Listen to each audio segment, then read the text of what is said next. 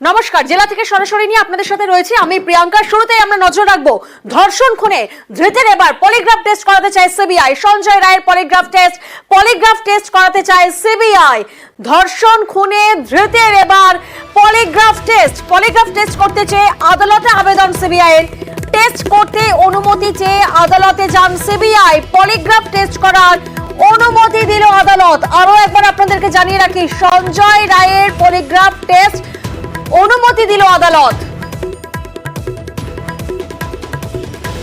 এবং আপনাদেরকে জানিয়ে রাখি, একদিকে যেমন সঞ্জয় রায় যেমন পলিগ্রাফ টেস্ট হবে, তেমনই অন্যদিকে কিন্তু সন্দীপ ঘোষেরও পলিগ্রাফ টেস্ট।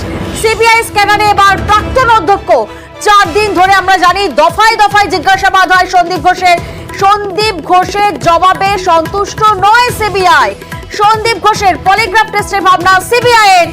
আরো একবার আপনাদের জানিয়ে রাখি, একদিকে যেমন সঞ্জয় রায়ের পলিগ্রাফ টেস্ট, তেমন অন্যদিকে সন্দীপ ঘোষের পলিগ্রাফ টেস্টের ভাবনা সিবিআই এর।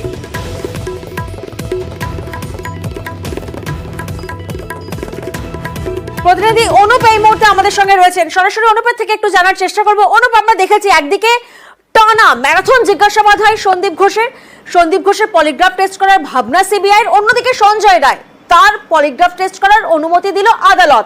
এই দুই ক্ষেত্রে তোমার থেকে জানার চেষ্টা করব, কোন জায়গায় দাঁড়িয়ে পলিগ্রাফ টেস্ট করার দরকার পড়ে?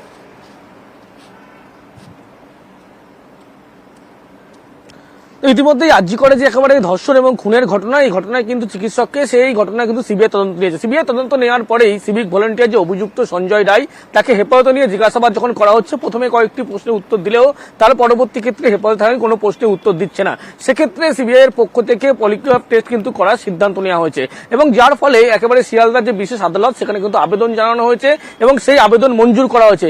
নিয়ম অনুসারে যে অভিযুক্ত অর্থাৎ যিনি সিভিক ভলেন্টিয়ার, তাকে কিন্তু সামনে বিচারকের দাঁড় করিয়ে একেবারে তার যে পলিগ্রাফ টেস্ট করাতে হবে সেই অনুমতিও লাগে। কিন্তু এই পলিগ্রাফ টেস্ট করাতে গেলে যে নিয়ম বা যে আইন অনুযায়ী গুলো লাগে, সেগুলো হচ্ছে যখন অভিযুক্ত একজন তাকে জিজ্ঞাসাবাদ করা হচ্ছে, তিনি যখন একাধিক প্রশ্নের উত্তর এড়িয়ে যে বা মিথ্যা বলে থাকেন, সেক্ষেত্রে কিন্তু একেবারে এই পলিগ্রাফ টেস্ট করা হয়ে থাকে।